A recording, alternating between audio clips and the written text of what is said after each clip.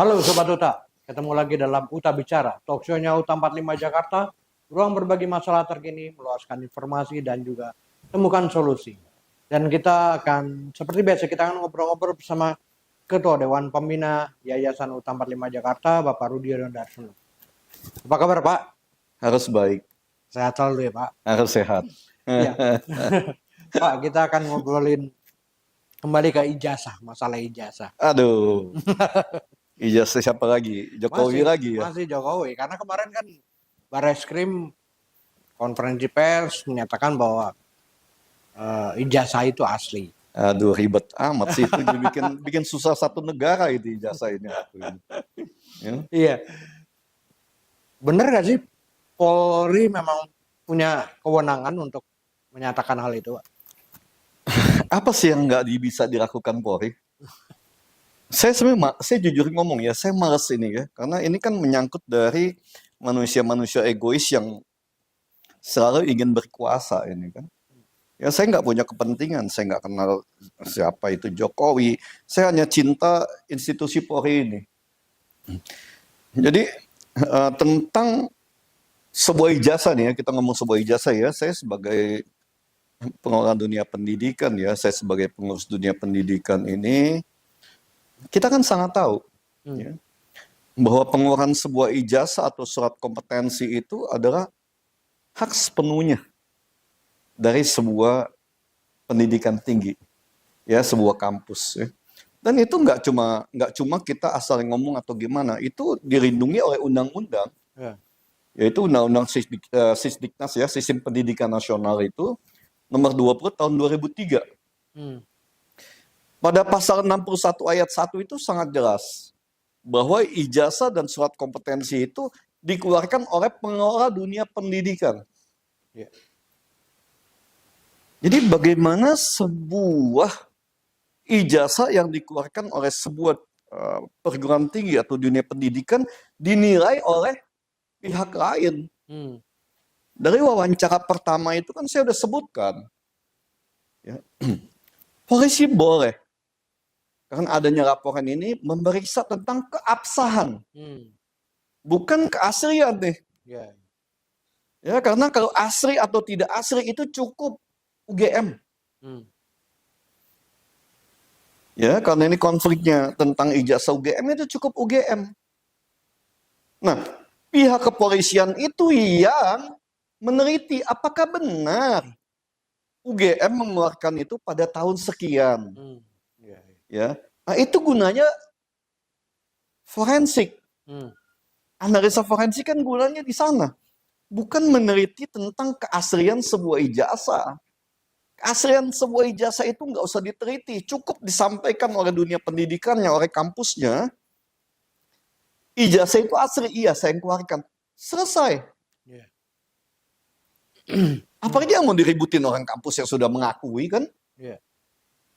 Nah, bahwa keabsahan dari sebuah ijazah itu benar-benar dikeluarkan oleh kampus untuk si A, si B atau si C pada tahun sekian dengan sistem pembelajaran yang sesuai dengan peraturan dunia pendidikan, itu yang harusnya diteliti oleh forensik Mabes Polri. Bukan tentang keaslian sebuah ijazah atau membandingkan ijazah yang satu dengan dua ijazah yang lain, bukan itu. Ya. Jadi ada kerancuan malah ya. Ya jadi kita dunia pendidikan jadi bingung nih. Kita yang ngeluarin ijazah kok yang menilai orang lain kan? Jadi ada satu, ini Indonesia ini hukumnya kayak apa sih, undang-undang ini kok jadi nggak kepake gitu kan? Ini kan seperti nggak dipakai nih undang-undang ini kan? Nah terus kita sebagai dunia pendidikan mesti ngikutin yang mana? Apakah dari orang yang mengatakan itu atau undang-undang memang yang berlaku sebagai sebuah konstitusi di negara ini? Kadang-kadang saya jadi, jujur ya, ini ijazah palsu ini bikin kita di dunia pendidikan ya, jadi jengkel gitu kan? Iya, karena gini loh, ya situasi seperti ini hanya memperkeruh suasana semua ya.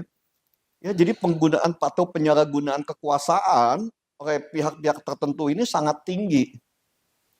Ini hanya merusak kepolisian kita. Kita semua cinta kepolisian, kita cinta institusi kepolisian, dan kita ingin polisi ini ke depan menjadi baik, supaya bisa menjadi pengayom kita, bisa menjadi penjaga dan pengaman masyarakat, menjaga peradaban bangsa ini. Itu yang kita inginkan. Makanya di situ kita butuhkan polisi-polisi yang terdidik, ya, yang bukan menjadi, ya misalnya juga jadi jongos-jongos para pimpinan yang memang berpikir tentang kepentingan-kepentingan pribadi mereka. Karena saya jujur ngomong ya, saya ngelihat polisi-polisi muda kita itu pintar-pintar. Mereka jago-jago. Polisi-polisi muda kita ya. Dan mereka masih mempunyai jiwa-jiwa nasionalisme yang sangat tinggi. Masih idealis ya. Masih sangat idealis. Tapi kan di atasnya ini busuk ini kan. Nah ini yang Pak Prabowo harus tahu. Ya, Pak Prabowo sebagai seorang pemimpin nasional yang ingin, yang sesuai dengan asta-citanya itu, yang nomor 7 itu ya, pemberantasan korupsi, penegakan hukum dan semua segala macam itu ya, harus benar-benar memperhatikan ini. Apalagi di asta-cita pertama itu tentang kebebasan berpendapat dan HAM. Kan itu. Ini tentang hak asasi manusia anak bangsa. Nggak boleh main-main kalau kita ingin maju ya. Kecuali terus kalau kita ingin menjadi bangsa yang bodoh, goblok, dan selalu dihina oleh bangsa-bangsa lain kan. Yang kekayaannya dikeruk oleh sekelompok orang tertentu untuk dibawa kabur juga keluar. Jadi rakyat kita ini hanya kebagian sampahnya aja, sisa-sisanya. Itu yang bikin kadang-kadang kita jadi emosi juga. Kalau ditanya itu saya emosi juga. Karena ini sangat mengganggu. Ya, integritas, di sini dibutuhkan sebuah integritas. Ya, sebuah karakter yang memang tentang seorang negarawan. Ya, etika. Itu yang kita butuhkan sebenarnya. Bangsa ini membutuhkan itu. Nah, kalau sebaliknya, kalau laporan dari Roy Suryo CS ke polisi juga, ini apakah bisa dibenarkan juga, Pak? Ijazah itu yang saya bilang ya, kalau tentang keasilan ijazah itu bukan ranahnya pidana. Itu ranahnya tentang tata usaha negara. Karena ijazah itu adalah surat berharga atau dokumen negara yang memang dilindungi oleh undang-undang. Ya. Jadi sebenarnya ini tidak masuk ke dalam suatu kategori tindak pidana di sini ya. Lebih kepada tata usaha negara. Itu sih pandangan saya ya, dari apa yang saya pelajari ya. Jadi masalah dokumentasi kalau kita ngomong pidana ini kan ada sesuatu yang dirugikan, ada sesuatu yang dipalsukan, dan ada yang digunakan untuk dalam pemalsuan ini merugikan pihak lain. Ya, nah ini juga jadi satu kebingungan kan, karena objeknya ini adalah dokumen negara yang kita belum tahu. Harusnya ini masukkan dulu. Ini adalah proyek dari atau objek dari pengadilan tata usaha negara di sana. Tapi juga analis forensik sendiri terhadap laporan dari Roy Suryo CS ini sebenarnya apa tuh, Pak? Nah ini yang bikin saya jadi bingung. Apa sih yang mau diforensik? Kalau yang penjelasannya seperti itu ya tentang digitalisasi, ya skripsi atau semua segala macam itu ya. Ini gini ya tentang sebuah keaslian dokumen ini negara ini ya, dengan namanya ijazah, itu tidak bisa diperbandingkan dengan ijazah-ijazah yang lainnya. Apalagi hanya 2 ijazah, itu nggak bisa. Itu tinggal ditanya aja kok ke kampusnya. Ya dipanggil itu UGM, ini ijazah kamu bukan? UGM bilang, oh iya ini ijazah saya asli, selesai itu. Itu ijazah UGM. Kan itu. Bahwa keabsahannya benar atau tidak yang tadi saya sampaikan, UGM mengeluarkan itu pada tahun sekian-sekian dengan dosen si ini, dengan dekan si ini, dan skripsi si ini, itu yang boleh ditanyakan. Tapi bukan tentang keaslian ijazah. Ya tentang digitalisasi semua, itu nggak ada urusannya dengan keaslian seseorang itu, tentang keaslian ijazah itu ya.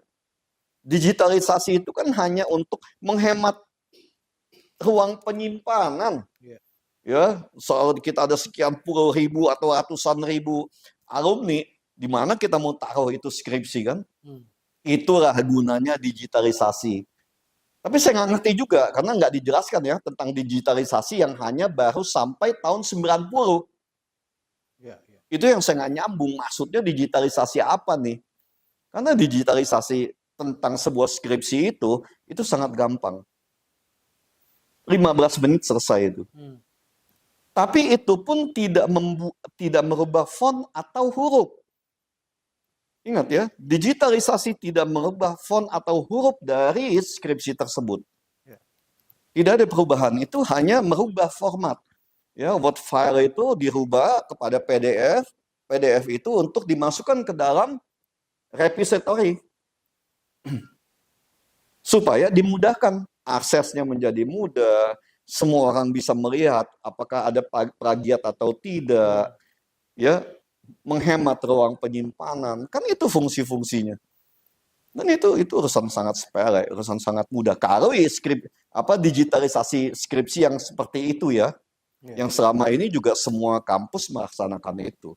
Karena nggak mungkin kampus menyimpan ratusan ribu alumninya itu skripsinya sampai sekian banyak gudang kan nggak mungkin itu. Ya, Pak, sebagai pengelola pendidikan, sebenarnya saran apa yang Bapak akan sarankan untuk kasus ini? Diselesaikan aja lah, udah. Ya ini hanya bikin ribet. Jokowi harus juga sebagai seorang negarawan ya, harus bisa berbesar hati. Udahlah, dia kan negarawan, dia kan seorang pemimpin. Adanya protes dari sekelompok masyarakat yang dulu rakyatnya, itu suatu yang normal. Jangankan Jokowi, seperti kita ini aja kan pasti ada pro dan kontra kan. Nggak mungkin semuanya akan ngedukung kita, itu nonsen itu kan. Yang punya kepentingan pasti akan menghujat kita. Ya, yang netral mungkin akan masa bodoh. Pendukung kita yang merasakan juga manfaat dari kita pasti akan mendukung kita.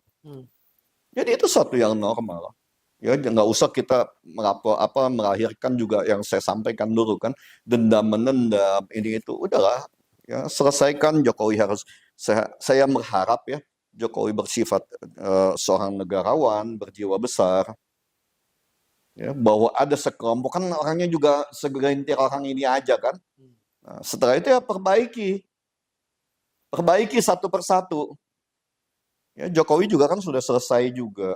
Jadi seorang negarawan, ya nggak usah kecimpung politik lagi. Kalau mau punya partai ya bikin partainya sendiri, ya ikutlah partai itu secara juga sesuai dengan peraturan dan tata cara bagaimana yang konstitusi yang ada di Indonesia. Saya rasa rakyat juga ke depan nggak akan terus mengingatkan ini ya, karena kita juga nggak mau juga ngurusin Jokowi terus-terusan begini kan. Kita kan punya kepentingan sendiri, terutama kita dunia pendidikan ya. Kita sekarang ini punya kepentingan bagaimana memajukan pendidikan ini ke depan supaya kita tidak selalu dicap sebagai bangsa yang bodoh. Kan itu. Terus kita mencoba juga, kita berkoordinasi agar dunia pendidikan kita bisa naik kelas. Kita kan nggak mau begini terus juga. Ya, ini terus kita akan perbaiki sama dengan teman-teman di kepolisian juga ya.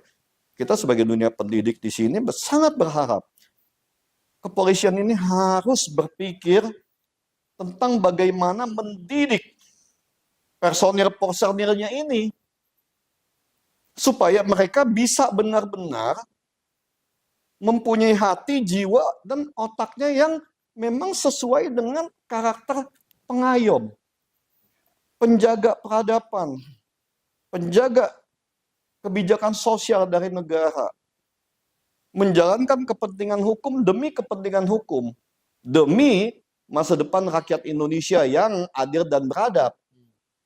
Bukan sebagai jongos-jongos dari para cukong atau mafia tanah, atau para mafia hukum.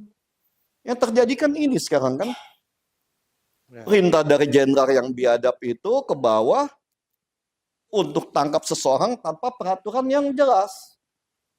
Dan ini kan harus dijalanin. Kalau enggak nanti dia mungkin akan dibuang, karena nih jenderal kan punya koneksi kemana-mana. Dia akan dibuang mungkin tempat yang pembuangan setan, anak setan juga kan.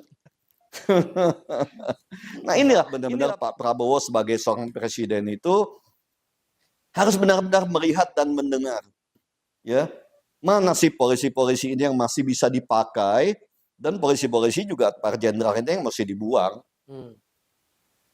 Hmm. Kan warisan-warisan, saya bukan ngomong Pak Jokowi ya, warisan kebiadaban hukum dari zamannya rejim Pak Jokowi ini juga sangat-sangat biadab. Iya. Ini harus dibersihkan. Oke, Pak, pertanyaan terakhir, Pak. Kalau melihat berlarut-larutnya kasus ini siapa yang sebenarnya yang bermain dengan berlarut-larutnya kasus ini, dan siapa sebenarnya yang diuntungkan dan juga paling dirugikan? Aduh, saya juga capek ini kasus begini terus kan ya, ditanya-tanya yang beginian mulu ya.